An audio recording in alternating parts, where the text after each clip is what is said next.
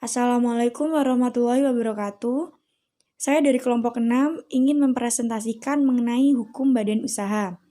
Sebelumnya saya ingin memperkenalkan anggota dari kelompok saya.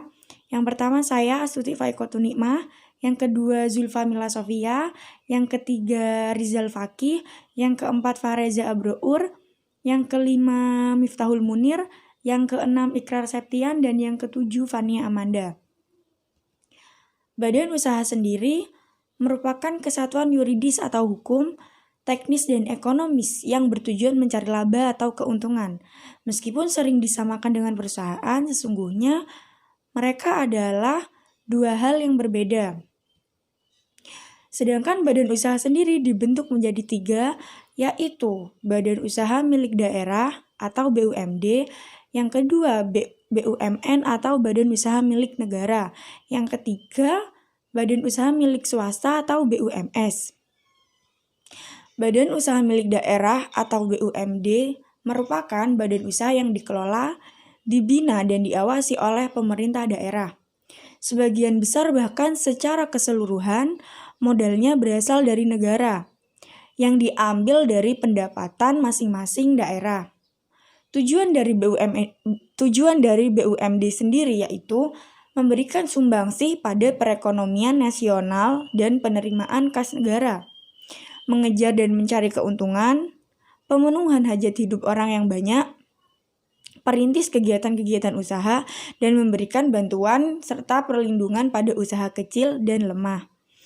Contoh dari BUMD sendiri yaitu badan usaha yang dikelola daerah, antara lain contohnya BPD atau Bank Pembangunan Daerah, perusahaan daerah angkutan kota seperti Bus Kota, Transjakarta, dan Trans Jogja, PDAM, perusahaan daerah air minum, dan masih banyak lagi contoh BUMD lainnya.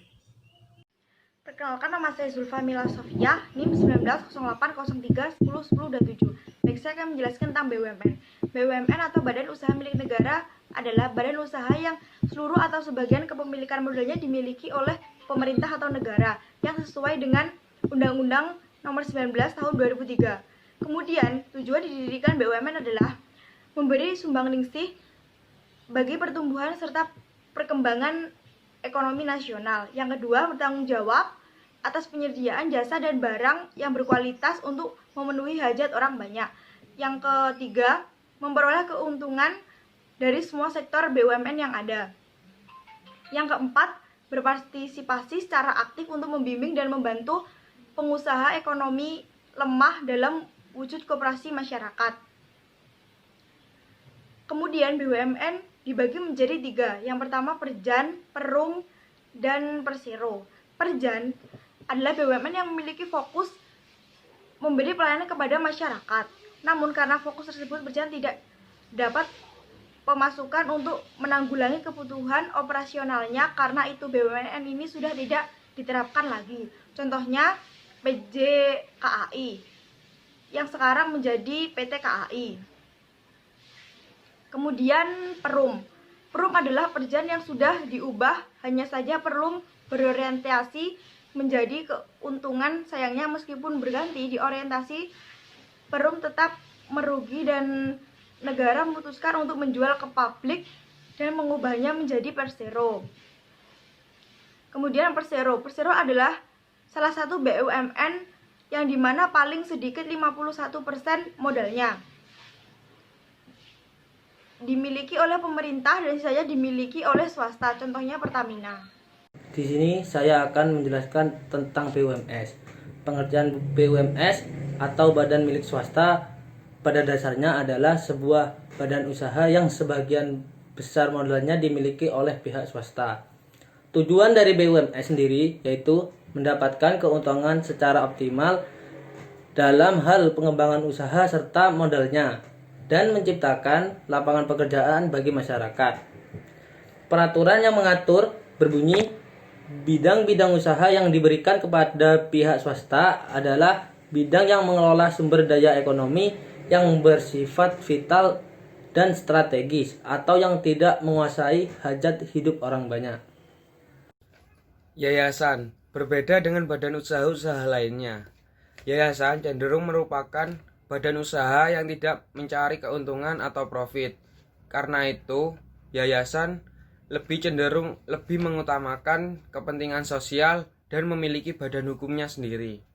Mungkin jika kalian mendengar kata yayasan, kalian akan berpikir tentang sekolah, panti asuhan, atau lembaga non-profit lainnya. Ada pula ciri-ciri yayasan. Yang pertama, yayasan dibentuk berdasarkan peraturan perundang-undangan yang ada. 2. Didirikan dengan akta notaris. 3. Dalam sebuah yayasan tidak memiliki anggota dan tidak dimiliki siapapun.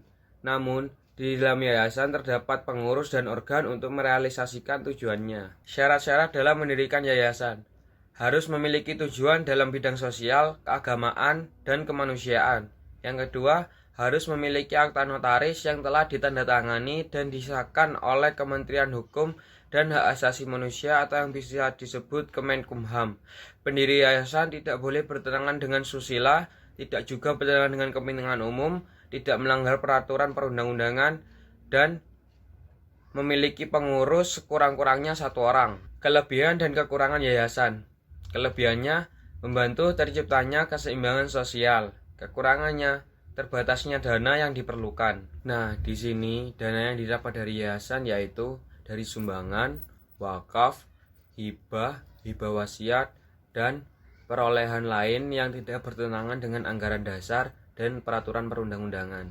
Dan ada beberapa contoh yayasan yang tersebar di Indonesia. Contohnya, Insan Muda Mulia, Obor Berkat Indonesia, Putra Sampurna Foundation, dan Indonesia Mengajar. Nama saya Miftahul Munir, NIM 190803101047. Saya akan menjelaskan tentang perseroan terbatas atau PT. Sesuai dengan Undang-Undang Nomor 40 Tahun 2007 yang membahas mengenai perseroan terbatas atau PT, dikatakan bahwa perusahaan berjenis perseroan terbatas adalah suatu badan usaha yang berbentuk badan hukum yang didirikan berdasarkan perjanjian dan melakukan kegiatan usaha dengan modal dasar yang seluruhnya terbagi dalam saham atau disebut juga dengan persekutuan modal. Undang-Undang Nomor 40 Tahun 2007 tentang perseroan terbatas atau UU PT mengklarifikasikan perusahaan PT ke dalam 3 jenis, yaitu PT tertutup, PT publik, dan PT terbuka. Yang selanjutnya, ciri-ciri PT. Berikut adalah beberapa ciri-ciri perseroan terbatas atau PT. Yang pertama, kewajiban terhadap pihak luar hanya terbatas pada modal yang disetorkan. Yang kedua, mampu untuk menghimpun dana dalam jumlah yang besar. Yang ketiga, mudah dalam peralihan kepemimpinan. Yang keempat, usia perusahaan tidak terbatas. Yang kelima, bebas untuk melakukan berbagai aktivitas bisnis. Yang keenam, mudah mencari karyawan. Yang ketujuh, dapat dipimpin oleh orang yang tidak memiliki saham. Yang kedelapan, pajaknya berganda antara pajak penghasilan dan pajak dividen. Selanjutnya, syarat pendirian PT secara formal berdasarkan UU Nomor 40 Tahun 2007 adalah sebagai berikut. Pertama, berdiri minimal 2 orang atau lebih yang terdapat pada pasal 7 ayat 1. Yang kedua, akta notaris yang berbahasa Indonesia. Yang ketiga, setiap pendiri harus mengambil bagian atas saham, kecuali dalam rangka peleburan yang terdapat pada pasal 7 ayat 2 dan ayat 3. Yang keempat, akta pendiri harus disahkan oleh Menteri Kehakiman dan diumumkan dalam BNRI, terdapat pada pasal 7 ayat 4. Yang kelima, modal dasar minimal 50 juta dengan modal disetorkan minimal 25% dari modal dasar yang terdapat pada pasal 32 dan pasal 33. Yang keenam, minimal 1 orang direktur dan 1 orang komisaris yang terdapat pada pasal 92 ayat 3 dan pasal 108 ayat 3. Yang terakhir, pemegang saham harus WNI atau badan hukum yang didirikan menurut hukum Indonesia, kecuali PT PMA. Assalamualaikum warahmatullahi wabarakatuh. Nama saya Ikrar Septian, NIM 1908031011052. Di sini saya akan menjelaskan kelebihan dan kekurangan badan usaha. Yang pertama adalah badan usaha milik daerah atau BUMD. Kelebihan BUMD yang pertama ialah meringankan beban pengeluaran konsumsi masyarakat melalui penetapan harga produk karena memperoleh subsidi dari pemerintah. 2. Pengelolaannya oleh tenaga kerja yang berasal dari daerah setempat. Ketiga, dalam pengumpulan modal tidak sukar karena modal berasal dari kekayaan daerah yang dipisahkan. Yang keempat, dikelola oleh suatu direksi dan yang ditunjuk pemerintah dan RUPS sehingga lebih berhati-hati dan profesional. Kekurangan BUMD yang pertama ialah karena pengelola ditunjuk oleh pemerintah, kemampuan dan keahlian dalam mengelolanya menyebabkan sering menderita kerugian. Yang kedua, penetapan harga dilakukan sepihak oleh perusahaan, bukan melalui mekanisme pasar. Yang ketiga, pendirian BUMD sangat sulit karena harus melalui peraturan dan undang-undang yang berlaku. Selanjutnya adalah Badan Usaha Milik Negara atau BUMN. Kelebihan BUMN ialah BUMN menyediakan barang dan jasa kepada pihak publik dengan tujuan untuk kesejahteraan masyarakat. Yang kedua, usaha yang dijalankan dapat dalam sektor yang menguasai hajat hidup orang banyak. Yang ketiga, memberikan bantuan terhadap usaha lain agar mampu berjalan lebih baik. Yang keempat, dapat menghasilkan keuntungan secara langsung atau tidak langsung terhadap kemajuan perekonomian nasional. Selanjutnya, dapat memberikan keuntungan untuk negara yaitu berupa penambahan kas negara melalui devisa dan laba yang diperoleh. Selain itu, BUMN juga dapat membuka lapangan pekerjaan yang luas untuk warga negara Indonesia. Namun kekurangannya ialah pada BUMN lambat dalam mengambil suatu keputusan karena pemilik modal atau pemodal adalah pemerintah, sehingga untuk memutuskan suatu pekerjaan harus melalui birokrasi yang berbelit-belit. Yang kedua, maju atau mundurnya BUMN bergantung dari niat baik para penentu kebijakan pada BUMN.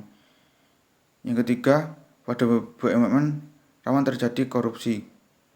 Yang keempat, dikarenakan sebagai BUMN bertujuan untuk memberikan pelayanan pada masyarakat seolah-olah tidak lagi memerlukan efisiensi dalam pengelolaannya. Selanjutnya, Badan Usaha Milik Swasta atau BUMS. Kelebihan BUMS yang pertama ialah merupakan badan usaha penyedia barang dan jasa untuk memenuhi kebutuhan masyarakat. Yang kedua, adanya BUMS bisa menampung banyak tenaga kerja. Ketiga, memberikan penambahan kas negara melalui pajak yang diberikan BUMS. Cepat dalam mendapat modal karena pengelola umumnya juga adalah seorang pemilik.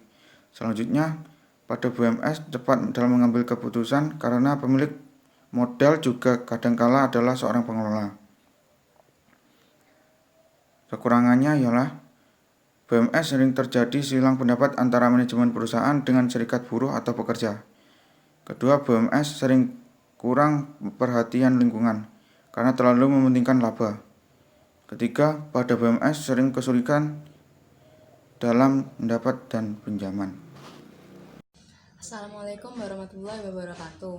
Nama saya Fania Manda, NIM 190803101056 dari Prodi D3 Manajemen Perusahaan. Di sini saya akan menjelaskan tentang apa peran badan usaha di perekonomian Indonesia. Yang pertama, peran BUMS, yaitu membantu pemerintah melakukan kegiatan produksi atau jasa. Gunanya untuk apa? Untuk memenuhi kebutuhan masyarakatnya. Terus yang kedua, membantu pemerintah meningkatkan pendapatan nasional. Dengan cara apa? Dengan cara mengembangkan perusahaan, lalu mensupport usaha-usaha kecil atau UMKM. Yang kedua, peran BUMN, yaitu membuka lapangan pekerjaan. Jadi semakin banyak perusahaan-perusahaan, semakin sedikit angka pengangguran di Indonesia.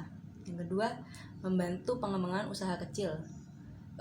Usaha di bidang apa saja ya, seperti usaha di bidang kuliner, laundry, fashion, dan lain-lainnya.